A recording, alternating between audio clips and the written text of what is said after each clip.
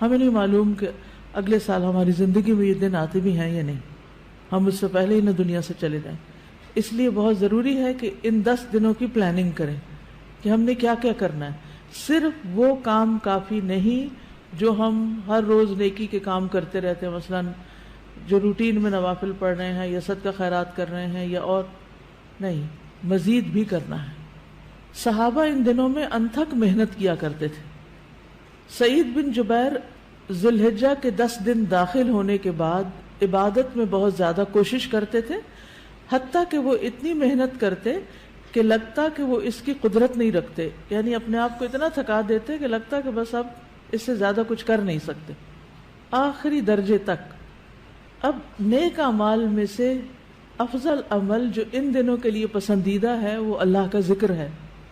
نبی صلی اللہ علیہ وسلم نے فرمایا کوئی دن اللہ کے ہاں ان 10 دنوں سے زیادہ عظمت والا نہیں ہے، اور نہ ہی کسی دن کا عمل اللہ تعالیٰ کو ان 10 دنوں کے عمل سے محبوب ہے. یعنی نہ دن ان دنوں سے افضل ہے اور کوئی اور عمل اس سے افضل نہیں.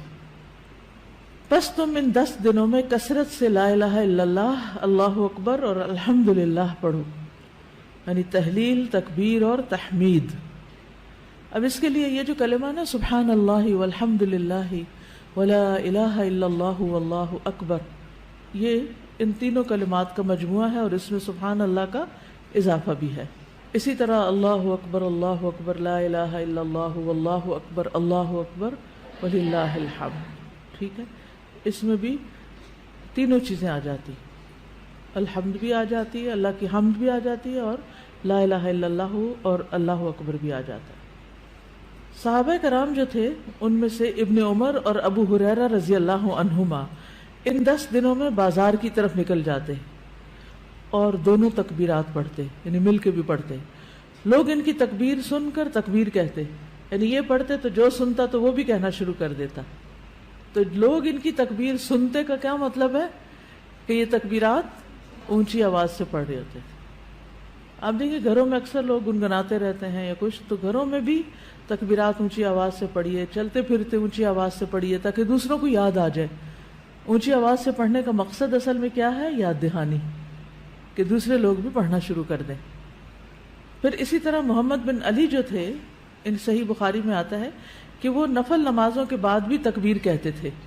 یعنی نفل نماز پڑھ کے، جیسے تہجد کے پڑھے یا چاشت اشراق کے پڑھے یا پھر اس کے علاوہ، تو وہ نفل پڑھ کے بھی تکبیر پڑھتے تھے. اسی طرح عورتیں بھی تکبیرات پڑھتی تھی.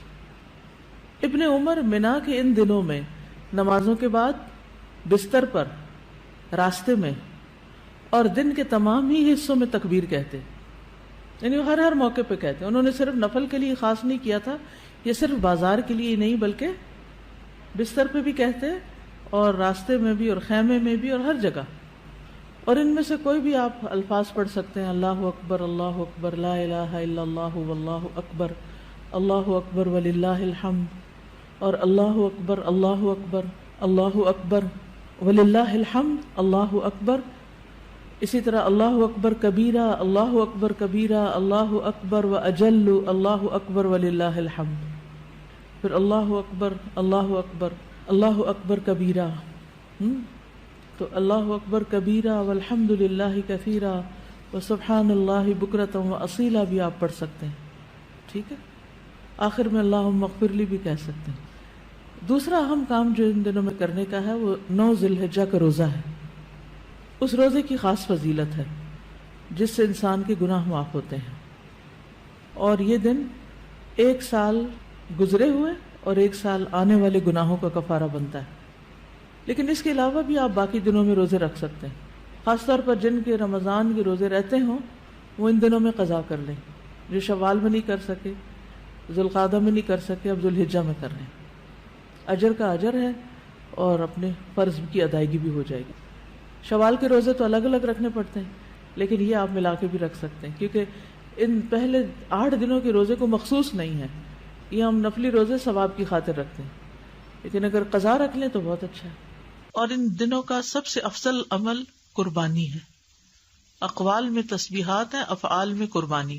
تو مجھے امید ہے کہ آپ سب نے قربانیوں کا بندوبست کر لیا ہوگا.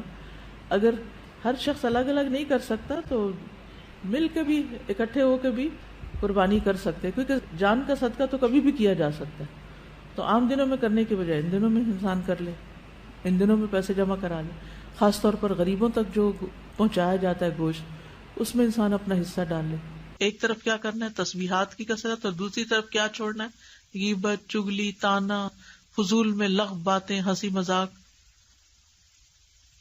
اپنے شر سے دوسروں کو محفوظ رکھنا، اپنی زبان سے دوسروں کو اذیت نہیں دینا، بدگمانی، تجسس، ٹوہ نہیں لگانا، آر نہیں دلانا، نفرت و بغض نہیں کرنا، ظلم نہ کرنا ہے نہ ہونے دینا ہے، کسی کو بے عزت نہیں کرنا، آر دلانا اور تانا دینے والی عادتوں کو چھوڑنا ہے. ٹانٹنگ، وہ جو عادتیں ہوتی ہیں نا، ان کو بھی چھوڑنا ہے. غصہ نافذ کرنے کی طاقت رکھنے کے باوجود اس کو چھوڑ دینا ہے. گالی گلوچ، بد زبانی، ان چیزوں سے بھی بچنا ہے. مسلمان کو ہر طرح کی اذیت دینے سے رکنا ہے. رشتہ داروں کی قطع تعلق ہی نہیں کرنی، ان کو منانا ہے. ظالم رشتہ داروں پر بھی مہربانی کرنی ہے. اپنے شر سے پڑوسیوں کو بچانا ہے. اپنے ایمان کی تجدید کرنی ہے. صبر اور عفو درگزر کرنا ہے. اچھا اخلاق اختیار کرنا ہے. اول وقت پہ نماز پڑھنا ہے. قیام لمبا کرنا ہے. ہو سکے تو تہجد پڑھنا ہے. روزہ رکھنا ہے. حج کے لیے تو چلے گئے ہیں لوگ، ہو سکے تو حج کرنا ہے. مالی صدقات میں اپنے اہل و عیال کی ضروریات پوری کرنا. ناراض رشتہ دار کو تحفہ دینا. اپنے بہن بھائیوں کی یا اپنے دوستوں کی ضروریات پوری کرنا. پانی پلانا. ایسا صدقہ جو خود کو محتاج نہ کرے کسی کا. ناراض لوگوں کو آپس میں صلح کرانا. کسی کو خوش کرنا، کسی کی پریشانی دور کرنا.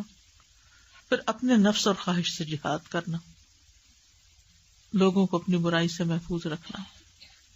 اور صدقے خیرات میں کھانے پینے اور دیگر چیزوں کے علاوہ اچھی کتابیں، اچھے پیمفلٹس اور خصوصاً اس ٹاپک کی اویئرنیس لوگوں میں کریٹ کرنا ہے.